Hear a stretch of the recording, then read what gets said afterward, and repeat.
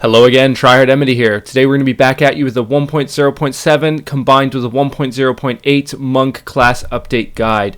Now, for those of you who haven't heard my voice before, maybe on Diablo fans or something, I have been doing Diablo 3 videos for a while, and I just haven't been around for the past month or so, just due to certain circumstances, things like that. So if you do like the videos, they're going to be coming out quite a bit after today, so don't forget to subscribe and like the video if you enjoy the content. Anyways, what will be covered in this video will be the patch note discussion for both 1.0.7 and 1.0.8 and how they affected the Monk as a whole. We're going to be discussing a couple new things today. We're going to be doing a single player spec, which is normal, and then we're going to be doing a multiplayer spec, which is kind of new for the channel. Now, the reason I'm doing multiplayer specs is I find playing multiplayer is extremely viable right now in terms of Paragon leveling, just general experience gain, and just generally farming gear. If you have a good team of people who are on your skill level and farm as fast as you, then it is actually probably a bit more efficient than playing single player, at least from what I've seen at least. So we're going to be discussing a few specs and just different skills and things which will help your multiplayer party as you're playing your Monk. So we're going to be doing that, and if you stick around to the end of the video, I'm going to be discussing a bit of League of Legends stuff that's going to be coming up for the channel. We won't go too much into it now, but I just want to get a bit of your feedback from my subscriber base. And I'd just like to say a big thank you for you subscribers who stuck with me for the past few months and haven't left and have been waiting for my new videos and stuff. So I hope this video doesn't let you guys down, and thanks again for sticking around. So let's get started. Righty-ho, guys, let's get started with the first spec, which will be the single-player spec, and it is also the spec I've more or less been playing with since the dawn of Diablo 3. And the reason I still recommend this spec is because it's easily, I'd say it's the most efficient. There are things you can obviously change out, like Serenity, Blinding Flash, maybe even Breath of Heaven, etc., but we're going to discuss that after we've kind of just discussed the basics of the build. Now, the primary I always stick with is Fists of Thunder with Thunderclap. Reason being is it teleports you to the target, it does really high damage, and the teleport is extremely good when you're using an Echoing Fury in your offhand or main hand, and you're fearing the monsters around constantly. Now, with Thunderclap, you're constantly sticking to the enemy, so it just means, they run away, they get feared, you just hold left click on them, and you will just keep teleporting to them over and over, and it just makes it a lot more efficient, especially if you're using Echoing Fury. Now, as my secondary, we'll obviously go over variations and things, but Sweeping Wind you need in your build no matter what. It is the highest DPS move in the game. Well, I mean, that's just from what I've experienced, but it seems like the highest DPS move in the game. Now, you run it with Cyclone as usual. Critical hits increase, spawn the vortexes, and they just do shitloads of damage. When you hit around 50% critical hit chance and you're running Lifesteal, you're more or less, I don't want to say immune to damage, but you're, you can take a beating and kind of do what you want. Now, I generally like to use Breath of Heaven. Reason being is the increased damage is really, really good. And I've seen a lot of people using the Deadly Reach with Foresight over Breath of Heaven. Now, the reason I don't like using that is because you still kind of have to cast Deadly Reach 3 times, and it just kind of slows you down a bit, where Breath of Heaven, you just literally hit the button and it gives you the increase regardless.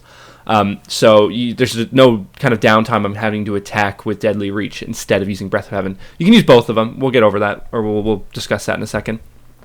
Serenity, if I'm playing higher monster powers, generally 7 through 10, I like to have Serenity in my build, because there's once in a while you'll just kind of take that like what the hell moment where you'll just get hit for 90% of your health, and you could die, leading in a lack of efficiency, or kind of leading to a lack of efficiency, which is a pain in the ass, I'd say. Now, if you're playing any other monster power, we'll discuss alternatives for this ability when we're done the build. Now, I always use Blinding Flash in my build as well, especially in higher monster powers again, because it does disorient the mobs around you, leading to less time you're taking damage, and with Faith and Light, it gives you a ridiculous DPS increase as well. So if you're combining that increase with something like 7-sided strike or something, you're pretty much one-shotting everything on the screen. The DPS boost is insane. So that's that. And then Mantra of Conviction with Overall, I always use that. I kind of avoid using the other one. Where is it? Is that it? Yeah. Yeah, I generally avoid using the Submission. I find the Overall does a bit more damage, but I haven't actually had too much of a look into this in actual terms of like spreadsheets and things, but I'm going to assume Overall is still the higher DPS move. Don't shoot me if I'm wrong about that, but yeah. Anyways, the 3 passives I'm using, because I only really play Monster Power 5 and above, so I'm sticking with the 3 defensive passives, which are 1 of everything, obviously balances out your resistances to your highest resist, seize the initiative, 50% of your armor is increased by, 50% of your dexterity is converted into armor, and then resolve, which is 20% reduced damage for 2.5 seconds on everything you damage. Now the reason I'm using those 3 is on Monster Power 5 and plus, not so much 5, but like 7 and plus, you do take a beating, and it does kind of suck dying. I don't like dying. It just really decreases efficiency in farming. That's if you're, sitting there just to farm efficiently. But anyways, now let's talk about a few kind of alternatives for the build and what you can change up. As I was saying before, Serenity, you don't necessarily need this in your build. Even on higher monster powers, you'll hit that gear level where you don't have those kind of what the hell moments and you'll just die instantly. You might, but it might be reduced. Anyway, so you can replace this with pretty much anything you want. Now, popular choices by me are Deadly Reach with Foresight, because that is an 18% DPS increase for 30 seconds, and that's just ridiculously amazing. I mean, 18% damage is just crazy. You can swap it for Wave of Lights. Now, most of these are really, really good. I'm generally I like Pillar of the Ancients. It does kind of roughly 1,200 damage after 2 seconds, which is always good. And then there's the Wall of Light, which just initially does the damage as well. And then there's the Reduced Spirit one, which is, I'd probably say I use that the most out of all of them. Now, reason being is that you can pretty much just spam the ability over and over with that, depending on your attack speed and your spirit regen, things like that. But either way, Wave of Light is hitting extremely hard after they changed it the past kind of couple patches, and I definitely recommend using it. Now, other things you can swap it for, I'd probably say those are the 2 main choices. Exploding Palm is extremely good as well, especially on higher monster powers. But it's up to you guys if you want to use it. I generally don't like Exploding Palm. The mechanic behind it isn't, I don't know, I just don't have too much fun with it. But it is there, and it is really, really good. Now, in terms of swapping your mantra around, I would definitely recommend using Mantra of Conviction for the damage. But if you are having problems with survival and things like that, there's always the Mantra of Evasion with Hard Target, which gives you 20% armor, and then the dodge chance as well, things like that. And Mantra of Healing, they've increased dramatically this patch. They've doubled the life per second from 310 to 620. So that alone, 620 life per second is very high, very, very high. And not only that, when you activate the ability, you gain the shield, or you can swap it. So when you activate the ability, it gives you double the life per second, which is going to be in one of my multiplayer specs, which I'll discuss. But anyways, 1,240 life per second is extremely high, and you will notice the difference when you pop it. So if you're having problems with survival and you just want to farm higher monster powers, I definitely recommend using Mantra of Healing or Mantra of Evasion with whichever kind of rune you want to use. I'd probably recommend Hard Target, though.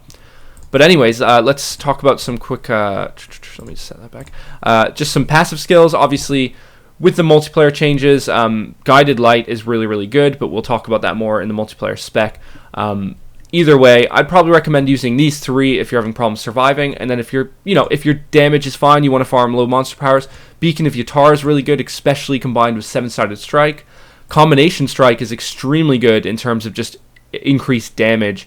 And then other than that, it's up to you what you want to use. Nothing else really kind of catches my eye in terms of efficiency other than Fleet-footed, 10% movement speed, and this does stack on top of your already movement speed cap. So that goes up to, I think movement speed cap was about 25%, and that goes above the movement speed cap. So that's always good for efficiency, and you do notice a difference in your run speed. So yeah, guys, that's a single player spec. Let's discuss the multiplayer specs I have in mind. Alright, so moving on to the multiplayer specs and what monks can bring to the table while playing with other players. Now, when you're playing your monk, what you have to remember is you have the most utility in the game of any class. Now, when I say utility, I mean you affect the monsters in negative ways and you affect your players in positive ways with your abilities. Now, your mantras are a prime example of helping your teammates out in positive ways. Now, obviously, the Mantra Conviction is great for DPS increase. I'd always say you mainly would want to use this if you're playing high monster powers, although, and your party might not be surviving as well as they could be. You might have a death here or there. You're definitely going to play with the defensive mantras. Now, the ones I've selected out to show you are probably, I'd say, the best ones. We kind of briefly discussed them, but anyways, Mantra of Evasion is excellent. It gives you 15% dodge, for 3 minutes, and then whenever you activate it, it gives you an additional 15%. So when you're pretty much spamming it, you're gaining 30% dodge before DR. Now that's a really high amount of dodge, and you do notice a huge increase in survivability when you use it. Now when you use hard target, you gain 20% armor, straight up 20% armor, so it's really good for maybe parties with a few monks or maybe a few barbarians, things like that. So the higher their armor, the higher increase it's going to have. Now if you're playing in a party with 2 witch doctors and a wizard, that's not really going to be your best choice, because the armor they have base isn't going to be high regardless, so it's not really going to make a giant difference anyways. I definitely recommend using Mantra of Healing in lots of cases. Mainly, like we discussed before, they doubled the healing per second from 310 to 620. And when you're using the Sustenance rune, you're gaining 1,240 life per second, which is just a ridiculous amount. So that means whenever it's just a stupid amount of life per second, and it's ridiculously noticeable. So I'd recommend using that most of the time. Now, another really good one is Time of Need. Now, that increases your resistances by 20% to all damage types, so pretty much it just straight up increases everything by 20%, which is just ridiculous, and it's a giant difference. So I definitely recommend those two for survival stats. When you're using either one of those mantras with any of those runes, you do notice a dramatic difference in survivability. Now, what you have to keep in mind is if you're playing with a second monk, your buffs do not stack. So two mantra convictions will not stack. It won't give you 12% on both monks. So when you're playing with another monk, there's a couple things to consider. Now, if he's playing with Mantra Conviction, you have a few options. Now, obviously, you can go overall and get the 24% damage, etc. If you want to max your DPS in your party, I would definitely recommend either Mantra of Evasion with Backlash.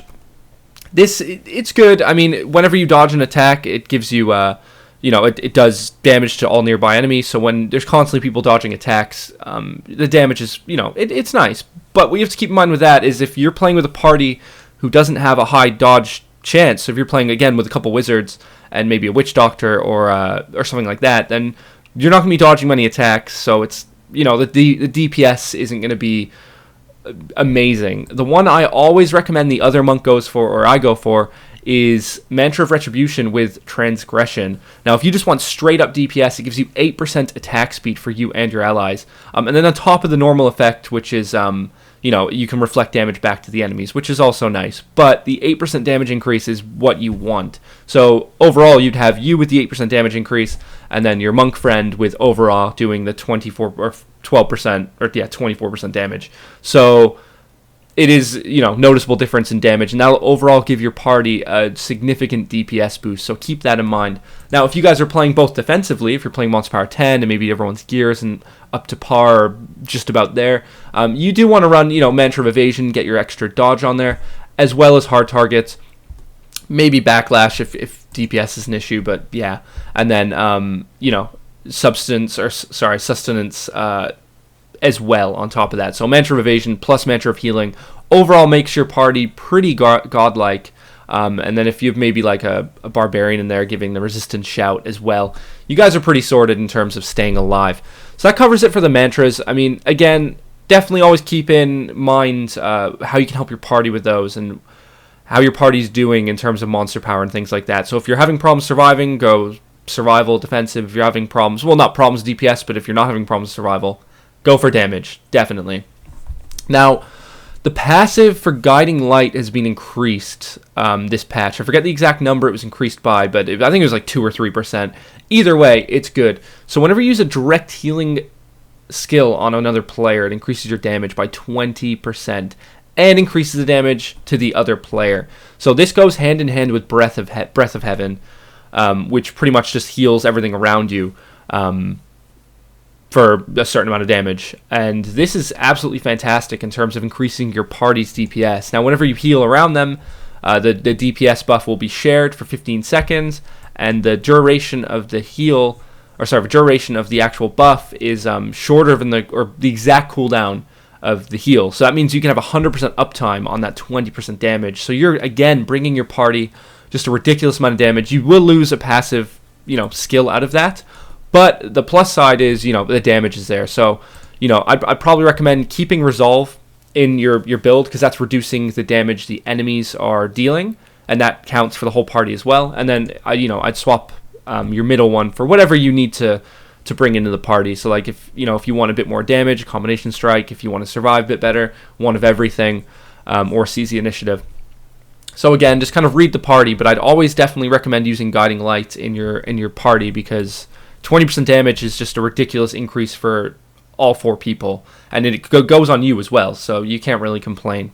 Now again, in terms of utility, your primary crippling wave with concussion can have a dramatic effect on your party's survivability. Now, on the ability itself, just normally without any runes, every third attack will slow movement speed on the enemies and attack speed by 30% movement speed, 20% attack speed for 3 seconds. That generally means you can have 100% uptime on the movement speed and attack speed buffs. And now the movement speed generally doesn't really matter in Diablo 3 in terms of efficiency and stuff, but it does add a nice little kind of keeping all the, like, if range mobs are trying to run away, it just keeps them closer together for AoE a bit longer and things like that. And then the attack speed is obviously just going to give you a survivability increase. Now with concussion as the rune, you get 20% reduced damage on those enemies as well. So that's just, combined, 20% reduced attack speed, 20% reduced damage. It's just really, really nice. So that's really good for parties, for your party's survivability. Obviously, your DPS will suffer using it, but if you're playing Monster Power 10 and people might be dying, again, it's really good. So that's pretty much just an overlook on the multiplayer spec you would want to be using if you're going for survivability. Or damage, things like that, and just gives you an outlook on how your monk can be used to bring utility to the party. Hopefully it helps you kind of just realize, what you can bring to the table pretty much. Now, another big skill, a huge skill I love in multiplayer, it's one of my favorite skills in the game, it has been for a while, is Cyclone Strike. So it pulls everything up to 8 enemies, of course. It pulls up to 8 enemies towards you with 24 yards away. Now, this is just absolutely amazing in terms of just gathering everything up for AoE, and it makes a dramatic difference in terms of efficiency, especially when mobs are running away and scattering around. You can kind of spam that and keep them in the same place. Now, there's a few different runes you want to use. I always use Implosion because it increases the radius to 34 yards, and the radius difference of that 10 yards is extremely, extremely noticeable. Another rune you could use is the Eye of a Storm, which reduces it to 30 spirit per cast, and that is, you can pretty much just spam the crap out of it with that, which is just really, really good. And then other than that, I wouldn't really recommend Sunbursts. Fearing enemies is generally bad. Wall of Wind is more of a personal survivability gain, which you don't really need most of the time. And Soothing Breeze, it sounds okay, 1,240 life every time you cast it, but realistically, 50 spirit, you have a spirit pool of 150, you cast it 3 times, 3,000 health, and that's not that good considering how much spirit it costs. I definitely recommend using Implosion out of all of them. 7, reason being is obviously I didn't get a 1.0.7 guide out for monks, so we're just going to discuss what's changed since the last time I've done my videos, really. Now 1.0.7 definitely brought more to the table for monks than 1.0.8 did in terms of increasing damage on abilities and things. My favorite ones that I've noticed were Cyclone Strike was increased by triple the damage, which I love using Cyclone Strike, and the damage now is very noticeable. So it is actually viable to use in terms of DPS now, as well as the utility it brings from dragging the enemies into you. Now, Exploding Palm is being buffed dramatically. It was increased from 30% to 50%, making this extremely viable to use. It was viable to use beforehand. It's even more viable to use now. Now, watching streams and things, I actually do see lots of monks using Exploding Palm. As I was saying before, it's not my favorite mechanic. I don't know, something about it just bores me for some reason. Either way, I definitely recommend using it. It's really, really good. A couple Inner Sanctuary changes, nothing too huge on that front. It's increasing a few of the runes and just buffing it in general. It's still not used as much as it could be. Lashing Tail Kick is now buffed even more from beforehand in 1.0.6 and is given more, double the damage once again. So Lashing Tail Kick is very, very good. The allies have been buffed, the Mystic allies have been buffed again, but I really still don't like using those. They're boring for me. It's up to, I don't know if you guys like to use them or not, but I think they're a bit crap. Sweeping Wind was changed. They changed the stacks down to 2 and then increased the damage. I think that's what it was. Or they just straight up increased the damage on it, which is always good. Always a little bonus. And then Tempest Rush has been increased dramatically in 1.0.7 as well, making it really, really good for kind of Paragon leveling. If you're still leveling Paragon in low monster powers, that's definitely the way to go. The damage is almost doubled, which you can't really complain. And then Wave of Light, which is my favorite change in 1.0.7, which gave Wave of Light an even bigger damage increase than it received before to 829% per hit. So you will see numbers in the millions when you use this, which is just awesome. And then obviously the runes have been increased as well. Passive skills, Near Death Experience was kind of changed a bit. It dies. Dying will reset the cooldown, which I guess is kind of cool. And then the cooldown is 60 seconds. I don't think the cooldown used to be 60 seconds. I thought it was 2 minutes before, or a minute and a half. I'm not too sure. And then other than that, not much has changed. Now, the 1.0.8, we've been over these changes already, but they're still relevant. The Mantra of Healing, as I've said 3 times now, is just awesome. 620 life per second, and then the Sustenance is 1,240 life per second, which is insane. And then Guided Light was a 4% increase, which is a nice little bonus from Blizzard for doing that for us. I mean, it's good for multiplayer. 20% is always good. Now, 1.0.8 brought a lot of really good changes in for monks, or well, for all classes in general. I really liked what they've done with the multiplayer co-op. They've given you experience and gold find and magic find based on how many people are in the party. So a maximum of 30% when there's 4 people in the party, which is nice. I mean, 30% experience is good. Gold find and magic find is really good as well. So if you're already capped at 300, this will exceed that. So you can get a 330% cap, which is just, I'd say it's awesome. I definitely say it's really, really good. And then the absolute best thing to come to this patch, which we won't discuss too much because I'm going to discuss it in the patch note guide. Not the guide, the patch note discussion I'll do in another video, is the monster density. I don't know if I can really find it here, but yeah, the monster density was increased dramatically in Acts 1, 2, and 4 to match kind of Act 3. So you can actually farm other acts now. Now, my absolute favorite act to farm is Act 1. It always has been, so I will forever farm Act 1. It's really, really fun. I love it. But other than that, not much has really been changed. They reduced the monster's hit points to 50, down from 70. So the increase now is 50% instead of 70% when players are joining the party. So that makes multiplayer just ridiculously awesome for monks and every class really. But yeah, guys, those are the monk changes. Nothing too dramatic this patch. I have a feeling they're getting ready for a big change on all the classes. I think they kind of, the game's been out for a year now. The mechanics haven't changed. I have a feeling they're going to try to get players reinterested in the game by maybe changing some mechanics. And I have a feeling they're going to do that in the next patch or 2. So we'll see. I mean, that's just a hunch. I don't know. That's what I'd do if I was Blizzard at least. Because, the mechanics right now we have, I love the game, but they're getting a bit stale. We've been using the same skills, especially monks. We've been using the same skills for a good year now. I've been using the same generic build for almost a year now. So that's kind of, it'd be nice to see a change. I don't know. You guys love. Righty-ho. So in terms of future guides, we'll get that started in just a second. I just want to take this opportunity to again thank my subscriber base for sticking with me over the past month or so when I haven't been releasing too much any content. I won't give excuses or anything, but things have been I just haven't had as much time as I'd like to work on the channel and things, but now I do. Things are good, so let's get started on that anyway. So future guides, we're going to be following up with the obviously each class guide in general, and as you'll notice in this guide, I didn't cover itemization for monks. Reason being is I'm going to cover itemization in a separate guide for each class because I feel like there's a lot to cover right now in terms of prices on the auction house. It's to the point in the game where everybody's gear is at a certain level because most of the people who've been playing this game or who are playing it now have been playing for quite a while. So upgrading gear might be a bit weird or misleading. So I'm going to just do an individual gearing guide for each class and just go over the ins and the outs of what you want, prices you want to pay, and just, things like that. So I think it requires a whole guide of its own at this point. Anyways, so I want to throw this idea at you guys. I've been playing a lot of League of Legends lately. It's by far my favorite game at the moment, and I just love playing it. I love competitive games. I love competitive gaming. I like getting better at games, and that's a game that really shows skill in terms of individual player skill. So yeah, I mean, let me know what you guys think. I just got out of silver. I'm in gold now. I hit 30 like a month ago or a month and a bit ago.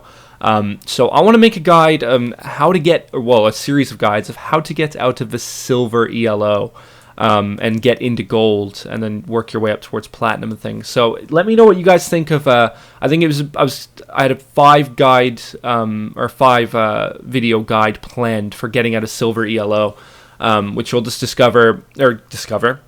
It'll just discuss kind of things like duo queuing, player attitude, champion selection, just general kind of individual tips for each lane you might be playing, like if you're playing top, or if you're playing duo with ADC and support, things like that. So there's a lot to discuss in that. And let me know what you guys think about that actually coming to the channel, because that's something I really am excited to do. And as well as that, I just wanted to ask you guys what games you played as well. What are you playing at the moment? And let me know what you're playing at the moment, and if you want to see videos maybe on those games you're playing, because I'm looking for new games to play right now. I've pretty much quit World of Warcraft, so I have like an extra slot of a game to play, really. So, but anyways, yeah, guys, so thanks again for sticking around. Thanks for watching the video. Don't forget to subscribe and like if you enjoyed the content, as there will be lots more coming out. So I will see you all over the next week. I mean, I'll have the next guide out this week. So thanks a lot, guys. I will see you later. Bye-bye.